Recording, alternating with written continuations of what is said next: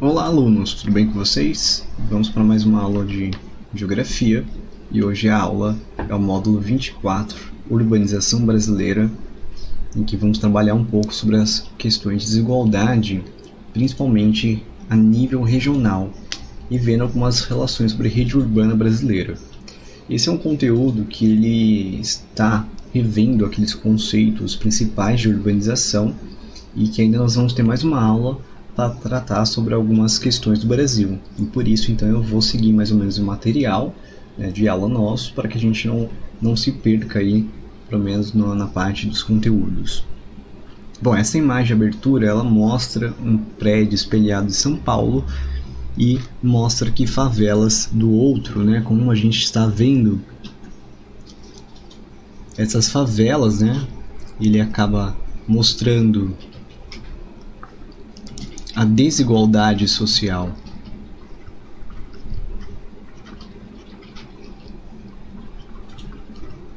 Né, o prédio espelhado, ele é um sinônimo de algo mais rico, moderno, enquanto as favelas são algo mais relacionados à questão da pobreza, né?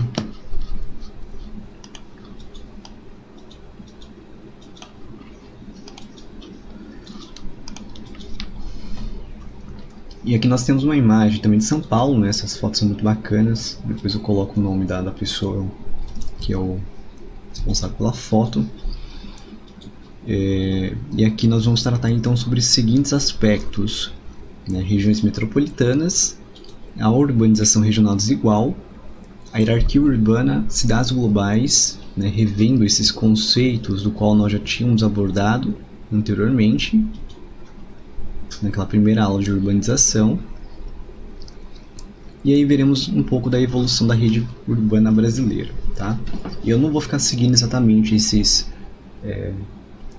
tópicos, né? Eles são só para a gente ilustrar, mas eu vou tentar trazer pelos dados uma análise melhor sobre as informações relacionadas ao tema, para que não fique toda hora indo e parando. Então eu utilizarei praticamente um conteúdo fazendo uma evolução sobre a urbanização no Brasil. Bom, primeiro é importante a gente relembrar alguns pontos da urbanização. Relembrando que o conceito de urbanização, que tem vários aí significados, né, e foi sendo alterado ao longo do tempo, ele primeiramente atribuía que a urbanização era quando havia maior população urbana sobre a população rural, pois isso é uma tendência, e existe até uma tendência, né, com o início da Revolução Industrial, de que haveria então uma revolução urbana e acabaria com as áreas rurais. Isso era uma coisa muito comum. Só que hoje em dia a gente repara que não é bem assim, né? Embora existam muitas cidades no Brasil que elas são consideradas urbanas, há ainda elementos, né, do urbano, conforme nós tínhamos visto, né, sendo casos aí de resistências das áreas rurais dentro da cidade, tendo casas com galinhas, casas com cavalo, enfim, esses elementos que são de atividades rurais. Bom, mas a urbanização ela pode ser entendida como um conjunto de elementos. Então, população urbana, maior população rural é um desses elementos. Tanto que é isso que é os dados que a gente geralmente atribui, né, à evolução urbana pela população urbana.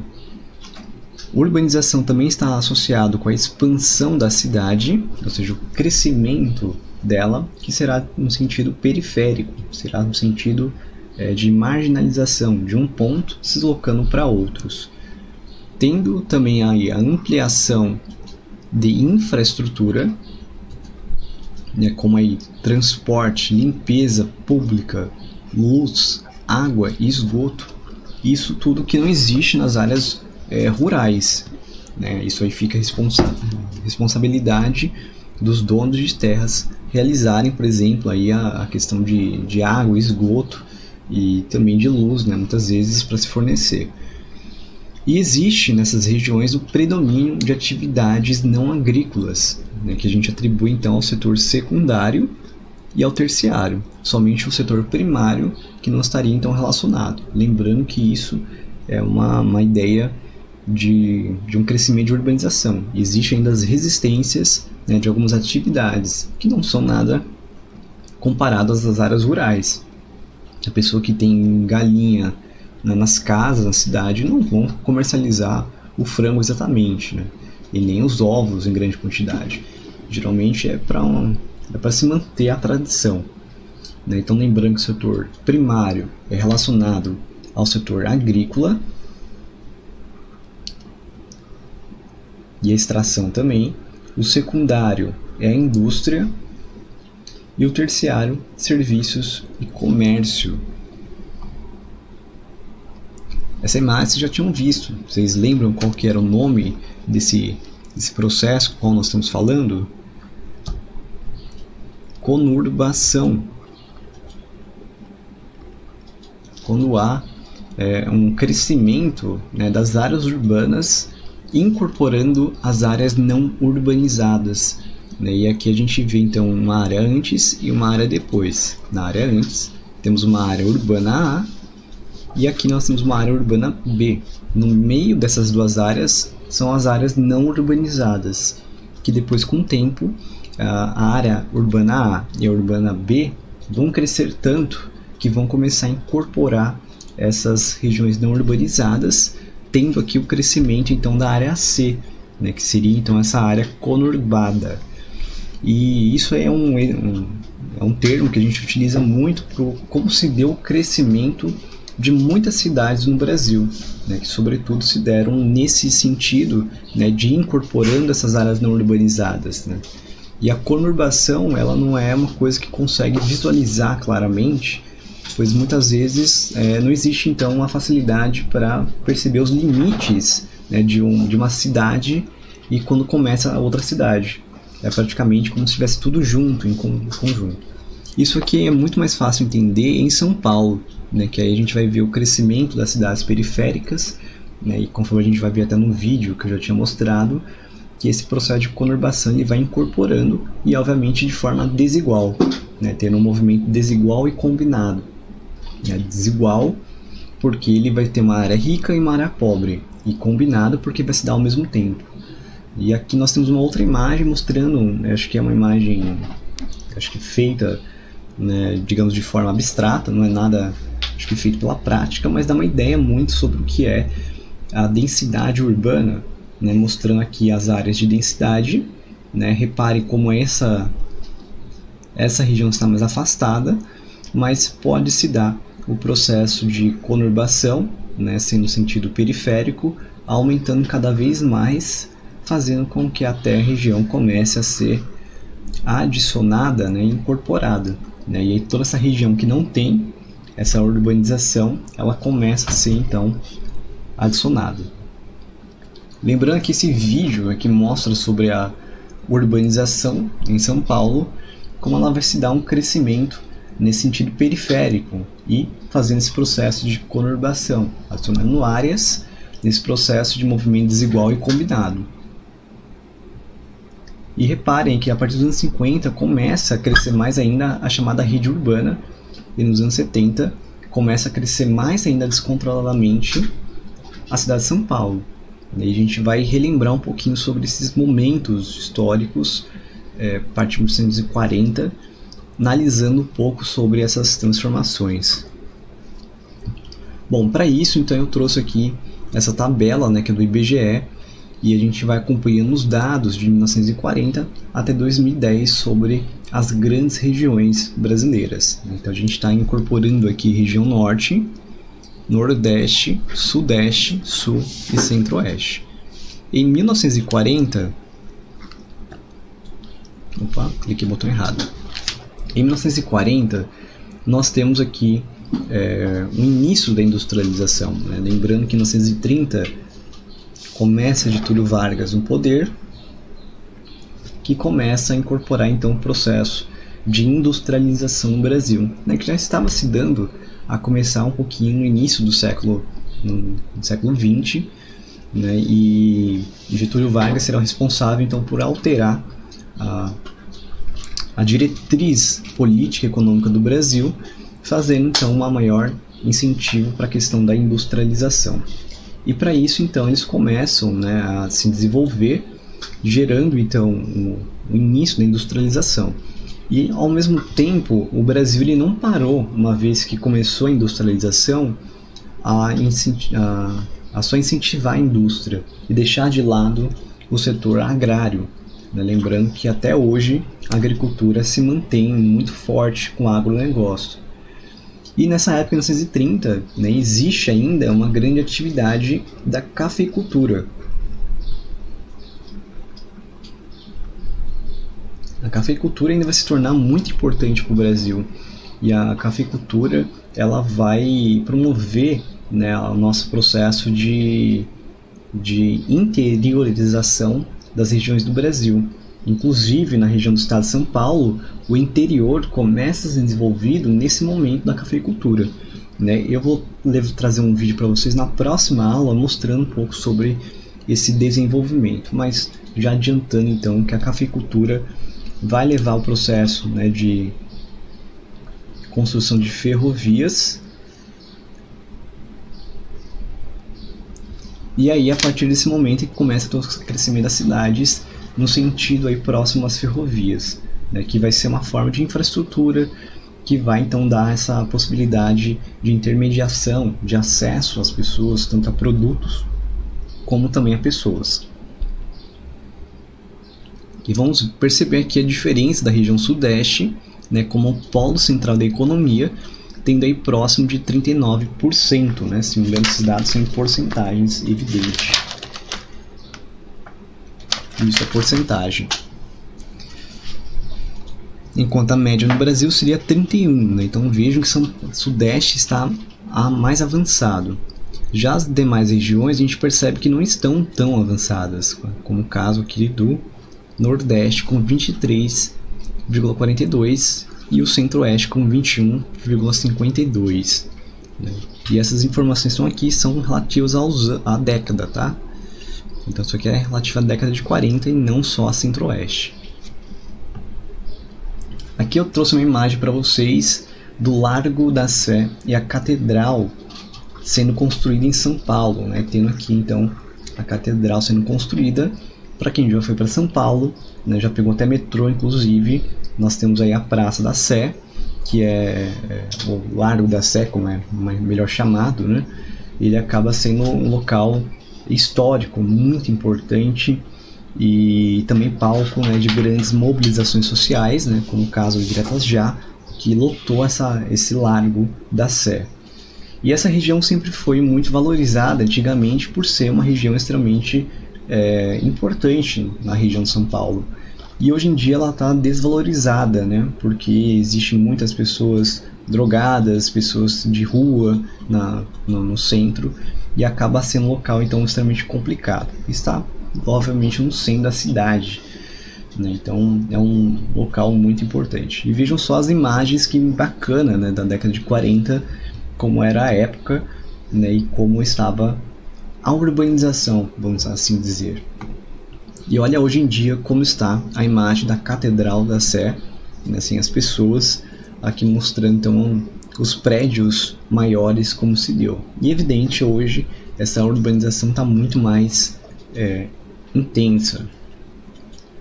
Essa aqui é uma outra imagem mostrando a rua 15 de novembro, né, e ao fundo nós temos aqui o Largo da Sé, que é onde se dá aquela praça que nós vimos. Então vejam uma vestimenta como interessante, muito mais chiques, né, vamos assim dizer.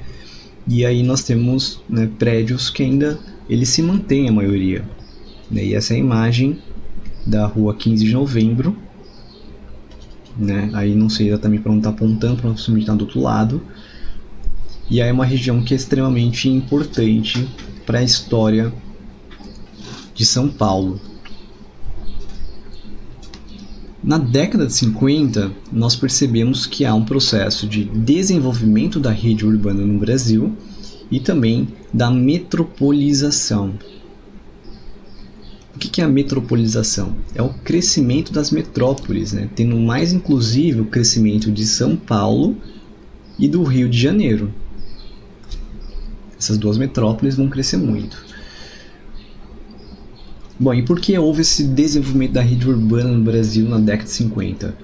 Começa então a aumentar mais ainda as consequências da industrialização, que vai levar esse processo maior, digamos, de urbanização. E nesse processo, com a infraestrutura, começa então a ter ligações entre as regiões, tendo aí vários casos do qual nós temos conhecimento. Por exemplo, no final da década de 50, teve o término da construção da rodovia Belém-Brasília, que vai integrar a região então centro-oeste. E lembrando aí então a construção de Brasília, que vai ser um ponto muito importante nos anos 50.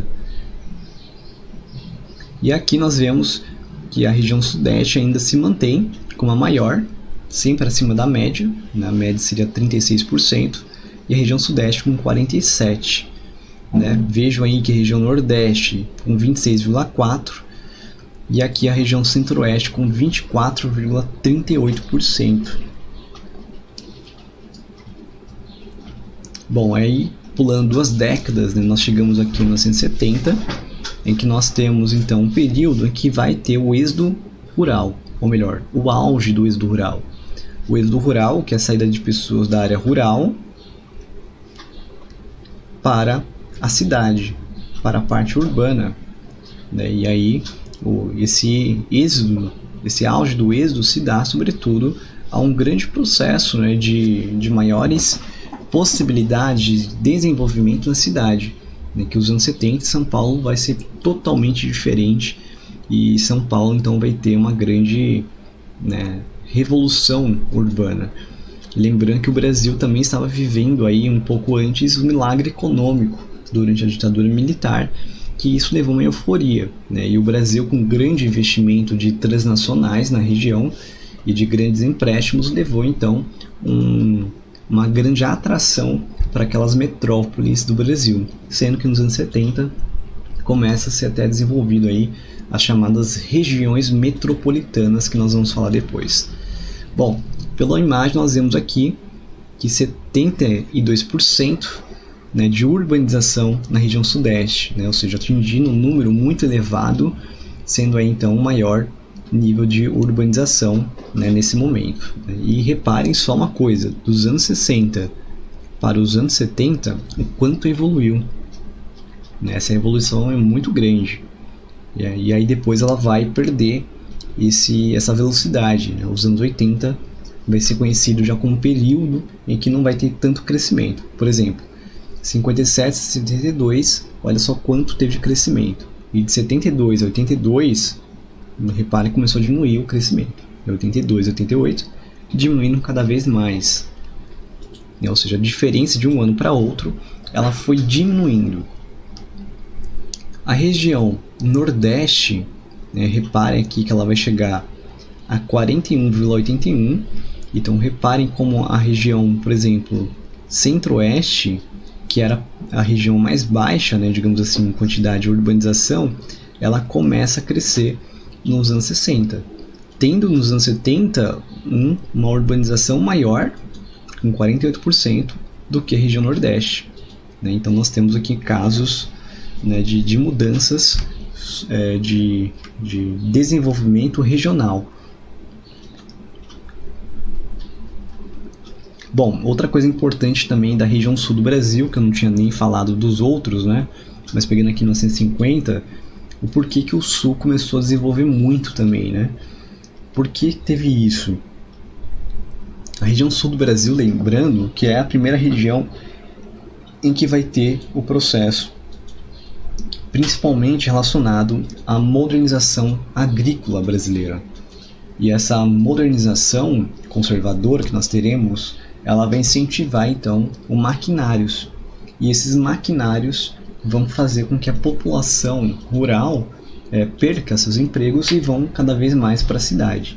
Então, nos anos 50, quando começa isso com o JK, os anos 60 já é o auge da Revolução Verde no Brasil, e os anos 70 já é um processo muito mais intensificado, e por isso que a região sul do Brasil cresce tanto nesse período.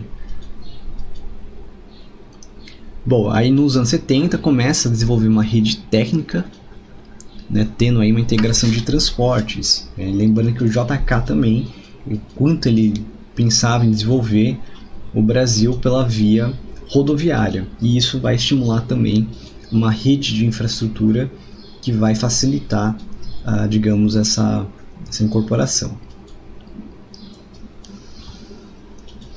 Aqui nós temos uns gráficos mostrando sobre a urbanização no Brasil e no mundo, né, mostrando aqui então em branco a população urbana, em preto a população rural. Né? Reparem, né, como nos anos 70 nós vamos ter, em uma média no Brasil, uma taxa de urbanização de 55,9%, né, tendo aí o nosso auge da urbanização nesse período. Né, e vejam como ela foi crescendo, e essa velocidade ela foi perdendo, né, a sua curva, né, vamos dizer assim. Ela foi reduzindo esse crescimento a partir dos anos 80 até 2010. E olha só que interessante aqui a população urbana e rural no mundo. Né, nos anos 50, por exemplo, nós vemos aqui que a população... e aqui os dados são diferentes, tá? O urbano, que seria em branco, e o preto, que seria rural. A gente vê que nos anos 50 o rural era o número mais alto, era 70%. Né? E a gente repara aí que a população urbana no mundo ela vai atingir, né, seu auge aqui, segundo colocado, né, em 2050. Mas a partir de 2010, né, olha só que aqui fica o branco 53%. Esse período aqui é quando a nossa urbanização ela está se dando ao nível mundial,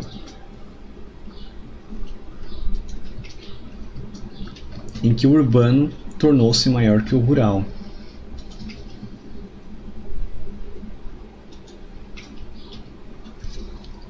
E voltando para o Brasil, né, de 1980 até 2010, aqui está errado. Em 1980, reparem que era 32% rural e 67% urbano, que já era o período do êxodo rural, né, era o auge.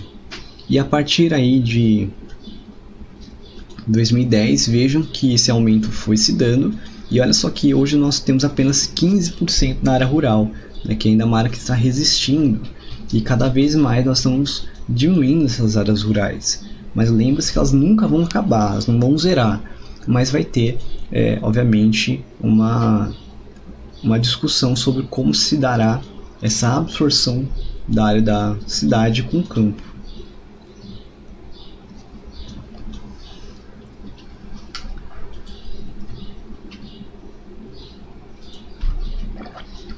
Bom, vamos para outros assuntos, né? Nós temos aqui a questão dos anos 80, e conforme dito, os anos 80 começa a ter uma redução do ritmo do crescimento urbano, lembrando aí que nós entramos na chamada década perdida no Brasil e na América Latina, né? Essa década perdida que é o resultado daquelas crises do petróleo nos anos 70. Lembra que os anos 80 também está tendo ali a terceira revolução industrial, que vai desenvolver a infraestrutura, a telecomunicação vai ficar mais rápido, né? Então tudo começa a ser mais facilmente interconectado. E os anos 80, né, ela vai começar então a frear essa urbanização, né, tendo aí uma redução no seu ritmo de crescimento, porque a terceira revolução industrial, principalmente, ela vai permitir que outros locais comecem a ganhar mais destaque, né? Começa aí a ter uma mudança nas regiões onde vai se dar a produção industrial. Elas vão ficar desconcentradas, as produções, vão começar a ser mais espalhadas para o mundo, né? Lembrando então que a partir daí, né, que muitas empresas vão começar a buscar países com menores rigores ambientais, trabalhistas, para que tenha então sua produção em outras cidades. Então, né, os locais começam a ganhar mais força, e o Brasil também, fazendo com que a região do Sudeste, que era sempre o polo industrial, começa a perder um pouco do seu crescimento. Inclusive, né, nos anos acho que 77 mais ou menos, 78, foi quando foi criada até a Unesp, a Universidade, né, do Estado Estadual de São Paulo. E essa Unesp ela foi pensada, né, para evitar a concentração na região metropolitana, que já havia a USP, por exemplo, e era criar então uma universidade espalhada por todo o estado de São Paulo, com a ideia de desenvolvê-la. Então foi espalhando, né, pelo estado de São Paulo vários campos, e aí esses campos estão tendo ligações com outros polos, e isso aumentando então o que a gente chama de rede urbana, né?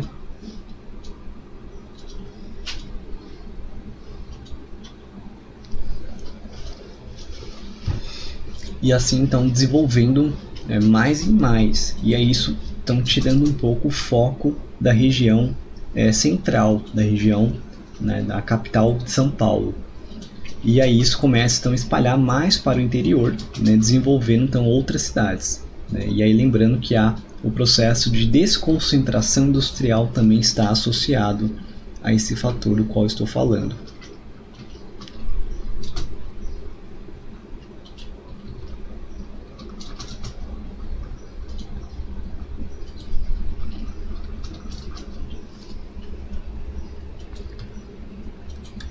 Bom, aqui nós temos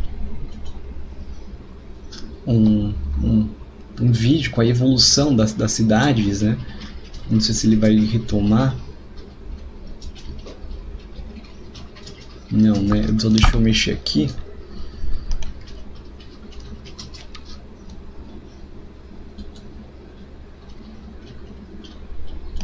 Duas horas depois. Bom, consegui mexer aqui só para deixar registrado então as cidades, né, que vão ganhar então um grande foco, né? Nós temos então um crescimento das cidades muito grande,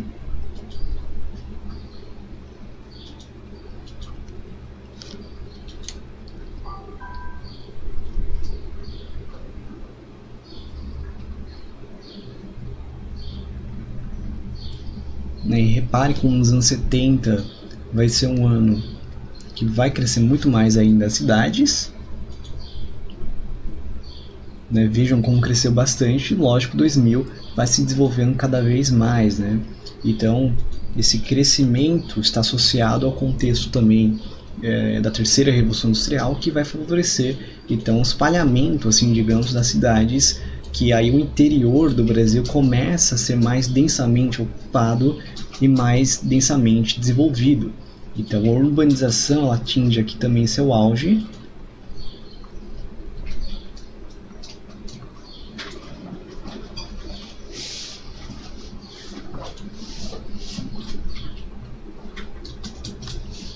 Né, tendo aí essa configuração do qual nós estamos vendo. E aqui para relembrar alguns conceitos, né, como rede urbana, né, que é o conceito do qual nós utilizamos no seguinte aspecto, que é quando a infraestrutura, ou seja, o transporte, a comunicação, a rede de esgoto, né, entre outros aspectos, eles acabam sendo articulados, eles acabam sendo desenvolvidos de forma conjunta. Então, o que a gente fala de uma rede urbana é quando a gente analisa toda essa infraestrutura, né? Aí, quando você já não tem mais uma ligação, você tem uma outra rede urbana. Para ficar mais claro, aqui tem um mapa mostrando aqui a região de São Paulo. Olha só como em azul é a rede urbana, né? Nossa, que a gente acaba se desenvolvendo. E olhem como essa rede urbana ela é bem densa.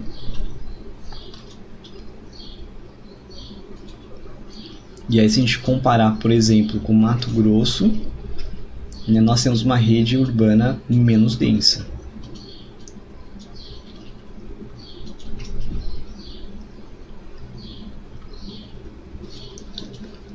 Certo? Assim como na região norte também vai ser menos densa e assim por diante. E esse desenvolvimento ele está associado então com esse processo dessa expansão das cidades, do processo de transportes, entre outros também, né? E essa rede urbana, ela é o que permite a fluidez, né, os fluxos. Os fluxos são os caminhos. E a gente pode falar então de fluxos de pessoas e o fluxo de mercadorias.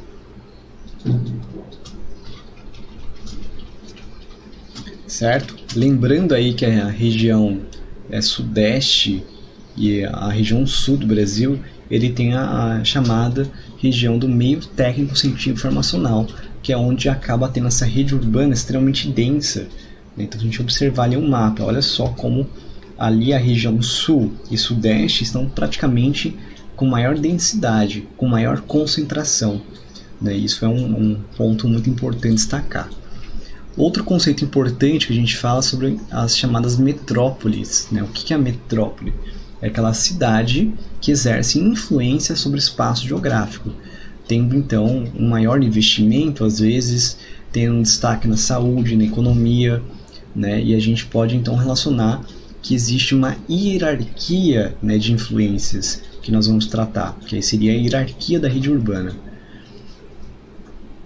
que aí dependendo do seu grau de dinamismo no setor terciário, no comércio e serviços, pode ter diferentes âmbitos. Então existe a metrópole regional, a metrópole nacional, a metrópole global e assim por diante. E aqui seria o grau de influência de uma metrópole, tendo as influências com as capitais regionais, que seriam essas daqui, e aí tendo relações com as menores metrópoles, ou menores cidades, municípios, que seriam esses pontos em verde. Aqui nós temos um exemplo do estado de São Paulo e como se dá, sendo aqui em amarelo as capitais regionais. Deixa eu ver se eu consigo ampliar.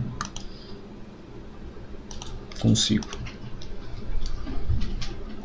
Aqui nós estamos vendo Presidente Prudente, como capital regional C, e vejam que acima de nós é a capital regional B, sendo aqui São José do Rio Preto, Ribeirão Preto, e acima deles aqui vocês têm Campinas, e acima de Campinas temos São Paulo, e aí abaixo de Prudente nós temos os pontos azuis, e também os pontos verdes, que acabam sendo outros destaques. Então vejam só como cada cidade ela acaba tendo a sua função e a sua posição nessa hierarquia.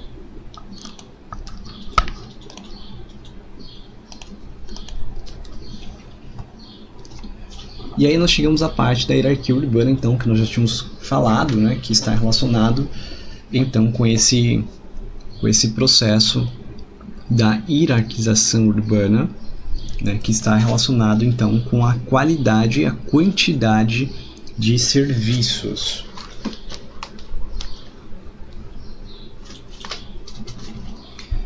Bom, o que seria então essa qualidade e quantidade? A qualidade é como se dá então o serviço, se ele é melhor, se ele tem maior, qualidade nesses serviços, e a quantidade então seria o quantitativo, o número de serviços. E nós temos dois tipos de hierarquia: o esquema clássico, que seria o antigo, como a gente pode chamar,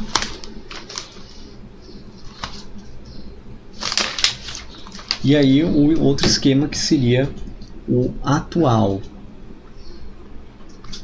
certo? Ele também é chamado de informacional, pois ele não vai precisar depender da posição, tá? Então esse aqui seria clássico industrial, como alguns chamam, a hierarquia antiga, clássica, tanto faz. E repare que esse esquema clássico ele é mais rígido quando comparado aqui ao outro que é mais flexível, Mas o que ele está comparando? Sobre essa hierarquia, sobre como funcionam as relações entre uma metrópole nacional com o menor nessa hierarquia. Tendo aqui o caso a vila. No esquema clássico, reparem que a vila ela depende da cidade local, a cidade local depende do centro regional e o centro regional depende da metrópole regional. E essa, por sua vez, depende da metrópole nacional.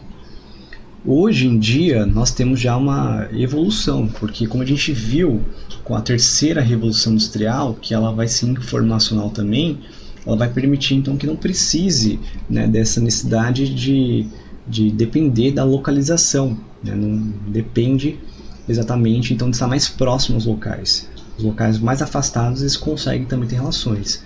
Repare que a vila ela acaba dependendo das cidades locais, porque elas não acabam tendo infraestrutura, e aí as cidades locais elas já conseguem ter uma relação com as metrópoles, né, nacionais, coisas que aqui nesse clássico não daria, porque a cidade local dependeria da regional, e hoje a cidade local não precisa dessa parte. Lógico, o centro regional vai ter mais influência, vai ter mais infraestrutura, assim como o seu superior também, né? Então existe uma possibilidade, né, digamos assim, de permitir essas ligações, tá? Vai ficar mais claro quando a gente abordar aquele vídeo que eu tinha falado para vocês, que eu vou passar na próxima aula, mostrando a evolução do transporte no Brasil e um pouco dessa análise dessas relações. Bom, então a hierarquia urbana também está ligada à rede urbana, que vai depender do transporte e da comunicação, né? E aí existe então diferentes poderes de polarização da cidade. Aquela que vai ter mais concentração, né, de investimentos, né, de serviços, e outros que vão ter menos. A metrópole nacional ela acaba sendo mais polarizadora, ela acaba concentrando mais investimento e serviços. Já a vila, por exemplo, é aquela que tem menos, né? Menos investimento, menos procura.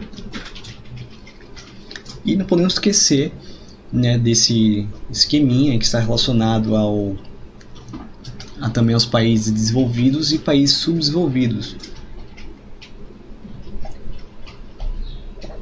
E esse está relacionado também a um caso, né, de que nós temos aí uma diferença, né, entre os países, sendo os casos países desenvolvidos tendo uma industrialização avançada, né, que a gente já abordou na aula passada, que ela foi lenta e gradual, e assim ela acabou conseguindo se desenvolver bem e gerar menos desigualdades sociais. Então uma das coisas de consequência positiva é um sistema de transporte e de comunicação mais eficiente, enquanto a rede urbana é densa e articulada. E essa foto aqui de Nova York mostrando como a rede urbana ela está muito mais interligada. Já no caso dos países subdesenvolvidos, né, que tiveram então países com uma industrialização tardia, né, que vai ser dada aí a partir do século XX, como no caso do Brasil, ou são países ainda de economia primária. Esses países mais pobres tiveram uma urbanização rápida e assim foi incompleta, né, gerando ali que a gente falou de macrocefalias, que nós vamos relembrar hoje um pouco, mas a ideia é que a gente aborde melhor isso na próxima aula. E assim tem um sistema de transporte de comunicação deficiente. E a gente tem essa imagem aqui, acho que é da África do Sul, se não me engano, mostrando então como é, né, uma área, né, com favelas. Aqui nós temos terra no meio, não é asfalto, e aqui nós temos prédios um pouco mais, digamos, quando comparado às favelas, um pouco mais rico, né, vamos dizer assim. E vejam só como a rede urbana nos países subdesenvolvidos são desarticuladas, não tem uma relação, e as cidades ficam dispersas, então são espalhadas de forma longe da outra. Já a rede urbana dos países desenvolvidos, né, a gente vê que o crescimento ele é mais próximo, e assim então permitindo, né, uma grande interligação entre eles. Então esse é um desenvolvimento bem diferente. E aí nas regiões tem maior segregação socioespacial. Para ficar mais claro, tem essa imagem aqui que é de um projeto, né, não sei se é da NASA, mas mostrando então as luzes à noite. É bem interessante, né? Primeiro mostrando aqui os Estados Unidos, mostrando então como a grande concentração se dá aqui nessa região mais ao norte, né, tendo alguns outros pontos luminosos, né, mas tendo, né, possibilidade de a gente mostrar. E se a gente for lembrar ali das megalópolis, que a gente acabou falando, né, de onde elas estão concentradas, a gente vai ver exatamente nessas regiões do qual nós estamos aí circulando, né, porque são as regiões com maior quantidade de luzes. E luz, lembra, que está associada à infraestrutura. Então se tem luz, é porque tem infraestrutura. Então esses pontos aqui nos mostram, né, porque essas regiões não tão luminosas acabam ficando sem essa infraestrutura, certo? Olha aqui na Europa,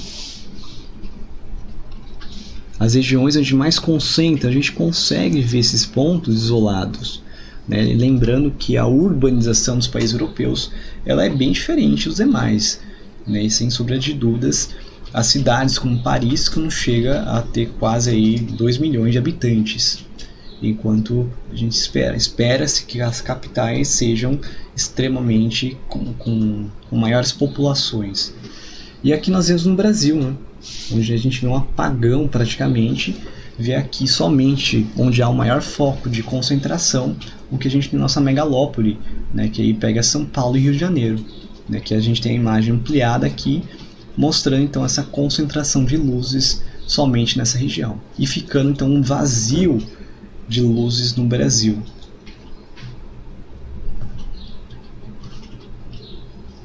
Vamos para a questão das cidades globais. As cidades globais a gente já tinha comentado, né? E aí só vamos relembrar alguns pontos. Cidade global está associado com a influência em âmbito mundial, né, de serviços, finanças e desenvolvimento técnico, científico e informacional, né? Ou seja, aquelas cidades que acabam sendo destaque em cada país e acabam tendo uma grande relação econômica a nível mundial, né? Tem a ver com a globalização, por isso o termo cidade global. É a cidade que ela é reconhecida a nível mundial, né? E geralmente a gente acaba muitas pessoas confundindo. As pessoas quando de outros países são perguntadas sobre a capital do Brasil, muitos podem associar facilmente que a capital do Brasil seria São Paulo, enquanto na verdade São Paulo é uma cidade, né, que pode ser considerada como cidade capital econômica, mas nossa capital administrativa é Brasília. E assim como a gente também cita o caso que muitos acham que a capital dos Estados Unidos é Nova York. Na verdade, Nova York é que nem São Paulo, é uma cidade comercial, é uma cidade global.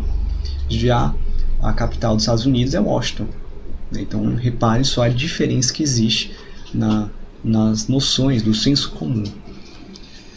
Bom, e aí com cidades globais nós temos Frankfurt, Zurique, Bruxelas, São Paulo, e além também temos Rio de Janeiro, Nova York e Tóquio, né, que acabam sendo então nossos exemplos, essas duas cidades. Aí existe uma diferença, né, que a gente tinha falado das cidades globais alfa, que a gente pode associar aqui.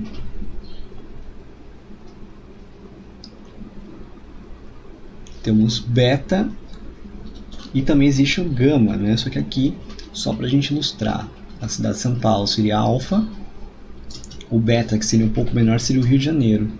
Isso aqui seriam as hierarquias das cidades globais, em que as cidades alfas, né, ou seja, as cidades mais poderosas, é que acabam atraindo muito mais. Já as cidades globais betas acabam tendo menores influências.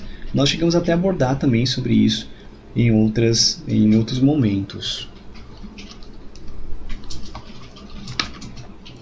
E aqui nós chegamos à parte de região metropolitana. Uma região metropolitana, então, é uma área que foi dividida, né, ou seja, região que ela vai ser então para administração, fazendo então um conjunto de municípios, né, que estão próximos e integrados com serviços públicos e infraestruturas comuns. Isso aqui é para melhor administrar então uma cidade. Foram criadas essas chamadas regiões metropolitanas. E aqui nós temos a região metropolitana de São Paulo, né, que também é chamada de Grande São Paulo, e que aí ela acaba sendo incorporada. Em laranja nós temos as áreas, né, que são a propriamente região a metrópole de São Paulo, e é tudo que está ali, né, vinculado a essas regiões, a gente chama de região metropolitana, que acaba então digamos assim, incorporando as demais regiões. E a gente está vendo aí também rodovias, certo? Com vários tipos, e também até aeroportos, né? Então a gente consegue ver mais ou menos aí a questão do transporte, do acesso, né? Como está tudo interligado, fazendo então com que facilite maior integração de infraestrutura. Essas regiões metropolitanas foram criadas em 1970 através da necessidade de melhor administrar essas grandes cidades, né, que acabavam desenvolvendo tantas formas.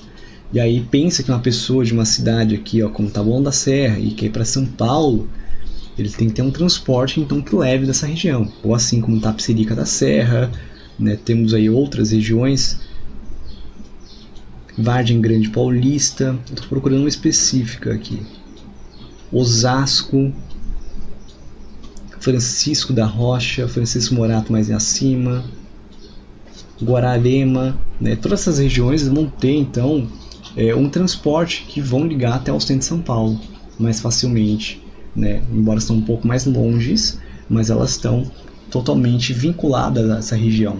E aí muitas vezes existe o transporte intermunicipal, né? Que acaba sendo então utilizado para conseguir alcançar essas demais regiões e acabar incorporando.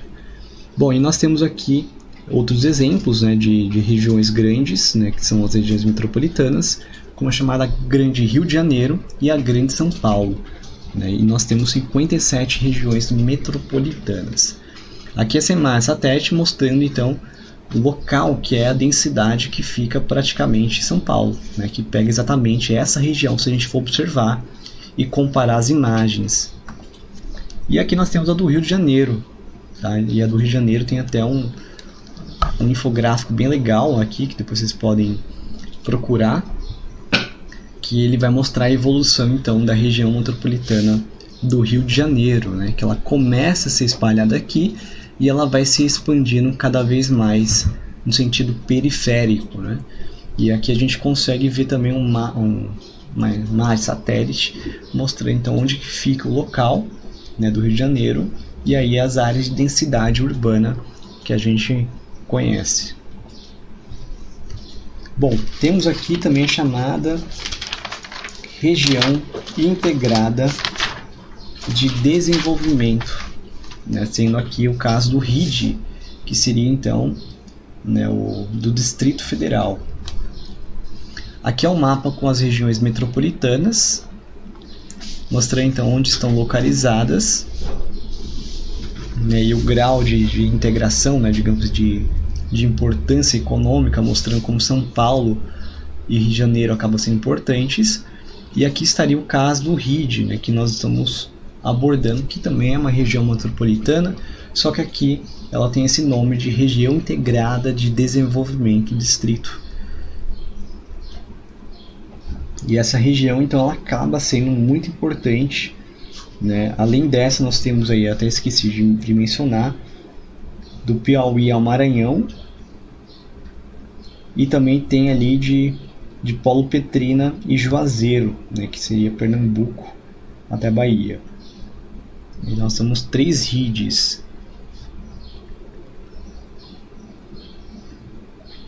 Grande Teresina,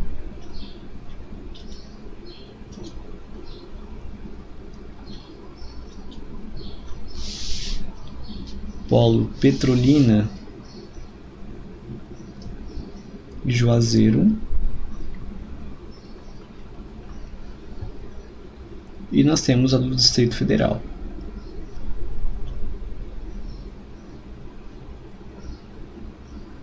A RID ela foi colocada aí a partir da Constituição Brasileira de 88, né, e ela acaba então permitindo essa maior, digamos, infraestrutura, maior integração, né, das relações. Então ela serve para políticas públicas, serve para desenvolver também transporte, trabalho, saúde, né, a infraestrutura de forma geral. Então isso aqui são processos para tentar melhor administrar uma região, né, tentando incorporar esses elementos.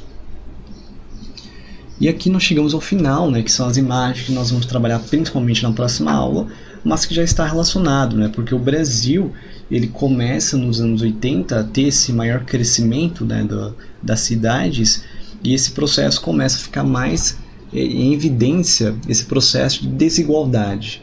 Não que não existia antes, afinal os cortiços é o que eram as favelas, né, de antigamente, e era um processo também relacionado ao contexto da época no começo do século XX.